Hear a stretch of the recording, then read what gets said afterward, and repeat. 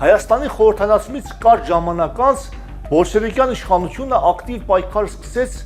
իշխանության նախկին ներկայացուցիչների եւ այսպես կոչված ժողովրդի թշնամիների դեմ։ Նոր իշխանությունների վարած անխոհեմ քաղաքականության հետևանքով ժողովրդի համբերության բաժակը լսվեց։ Առաջին գլխավոր պատճառը 1920 թվականի դեկտեմբերի 2-ի համաձայնագրի դրժումն էր։ Բոլշևիկները խոստացել են չհալածել դաշնակցականներին եւ մյուս ոչ պրոլետարական կուսակցության ներկայացուցիչներին, ինչպես նաեւ զինվորականներին։ Սակայն հենց հաջորդ օրվանից սկսվեցին անօրինականությունները։ Սիմոն Վրացյանը փորձել էր համոզել հայերկոմի ղեկավարներին, Ասքանազ Մռավյանին, Սարգիս Կասյանին, որ պետք չէ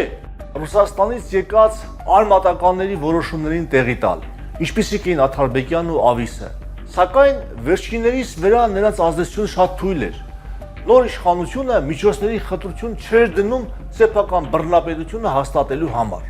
Երկրորդ պատճառը ռազմական կոմունիզմի անվան տակ իրականացվող համատարած բռնագրավումներն էին։